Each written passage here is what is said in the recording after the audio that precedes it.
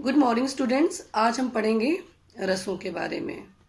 रस को काव्य की आत्मा कहा गया है। जब हम कोई कविता को पढ़ते हैं, सुनते हैं, कोई नाटक देखते हैं, तो उससे हमारे मन में जो आनंद उत्पन्न होता है, जो हमें आनंद की अनुभूति होती है, उसे हम रस कहते हैं। रस मुख्य रूप से 9 प्रकार के होते हैं, जो कि मैंने यहाँ पर आपको लिखकर भी दिखाए हैं। अब हम देखेंगे कि जो रस हैं वो कितने भागों में विभाजित हैं। तो रसों को 4 भागों में विभाजित किया गया है: स्थायी भाव, विभाव, अनुभाव और संचारी भाव। यानी रस के 4 अंग होते हैं: स्थायी भाव, विभाव, अनुभाव और संचारी भाव। तो सबसे पहले बच्चों हम देखते हैं कि स्थायी भाव क्या होते हैं। अर्थात हमारे मन में या किसी भी व्यक्ति के मन में स्थायी भाव हमेशा सुप्तावस्था में रहते हैं।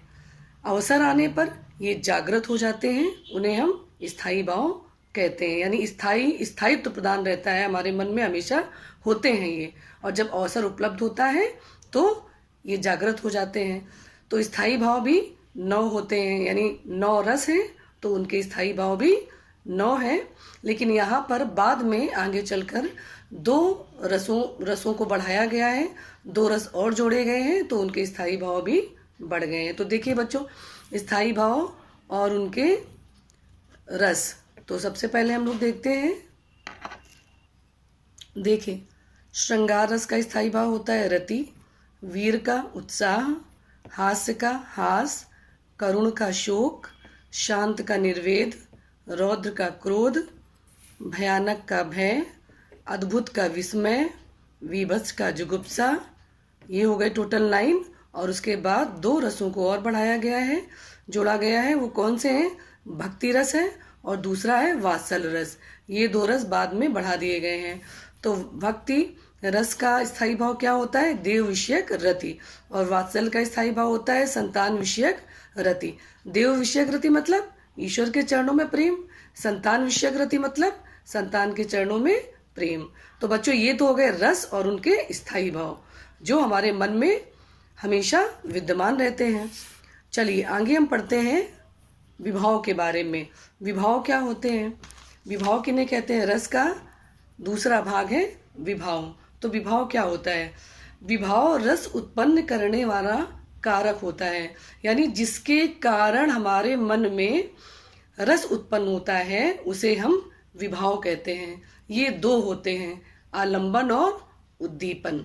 तो देखिए, हम एक उदाहरण लेते हैं। जैसे शेर को देखकर मैं डर गया। शेर को देखकर मैं डर गया, तो हमने किसको देखा? शेर को। तो शेर क्या हो गया? आलंबन। ठीक है। और उद्दीपन, उद्दीपन क्या हो गया? उद्दीप्त हो गया। हमारा मन जो है एकदम से उद्दीप्त हो गया, है ना। उद्दीप्त यानी मन हमारा एकदम से कुछ ऐसे भाव आए, उसमें उद्दीप डर आया, कुछ ऐसा भय आया, तो उद्दीप्त हो गया हमारा मन। तो शेर को देखकर मैं डरा, शेर हो गया आलंबन। और जो डरना हो गया, है ना, जो डरना है वो हो गया आपका उद्दीपन।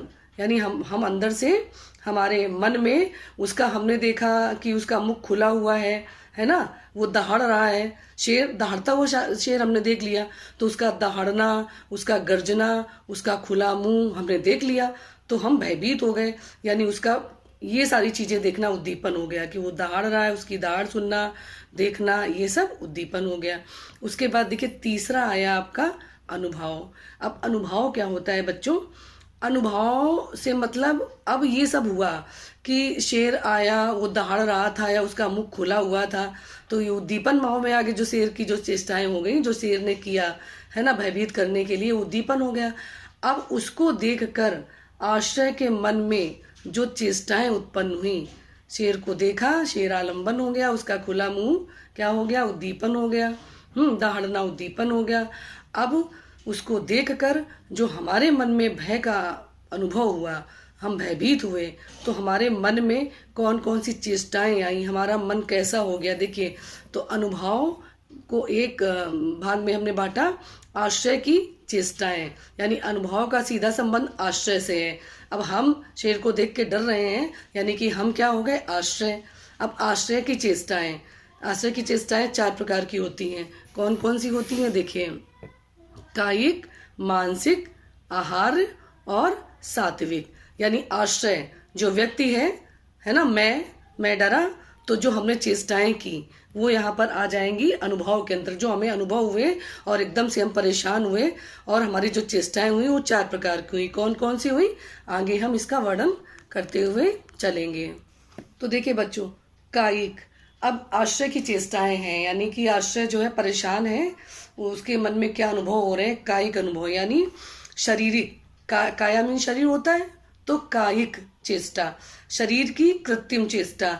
यानी अब हमने शेर को देखा तो एकदम से हमारे नेत्र जो हैं, नेत्रों से आंसू गिरने लगे, है ना, या हम भागने लगे, दौड़ने लगे उसको देखकर, तो ये हो गई हमारी कायिक चेष्टाएं। या हमारे हाथ थरथराने लगे या हम कांपने लगे, तो ये शारीरिक चेष्टाएं हो गई, कायिक के अंतर्गत आ गया। अब मानसिक चेष्टा में क्या होगा, अब मन में हमारे एकदम से व्याकुलता बढ़ गई, डर आ गया, विषाद से हमारा मन भर गया, उसको देखकर एकदम से दुख हो गया, भयभीत हो गए, ये मानसिक चेष्टाओं के अंतर्गत आ गया। अच्छा, आहार और सात्विक की अभी ज़्यादा आपको आवश्यकता नहीं है, क्योंकि आपको बस इतना ही जानकारी चाहिए जो रसों से थोड़ा रिलेटेड हो, बट फिर भी हम थोड़ा सा आहार भी बता दे रहे हैं। मन के भावों के अनुसार अलग अलग प्रकार की कृत्रिम रचना जो होती है वो आहार कहलाती है, जो ज़्यादा इससे रिलेटेड नहीं है। सात्विक में भी अंतःकरण में जो विशेष धर्म सत्व के रूप में उत्पन्न होता है, तो अंग के विकास को जो सात्विक महत्व देता है वो होता है सात्विक। बट ये दो की बहुत आवश्यकता आपको नहीं है, कायिक और मानसिक को लेकर ही आगे बढ़े। आश्रय के अंदर जो चेष्टा है, यानी मानसिक रूप से आश्रय को जो सहना पड़ा, एकदम से वो कांप रहा है या परेशान है, वो दुखी हो गया है, और शारीरिक रूप से जो शरीर में उसने जो चेष्टाएं की, है ना, भागने लगा, एकदम से कांपने लगा, ये सारी चीजें आ गई आपके इसके अंतर्गत। उसके बाद बच्चों अगला देखिए आपका आता है संचारी भाव। संचारी भाव को व्यभिचारी भाव भी कहा जाता है, और ये 33 होते हैं।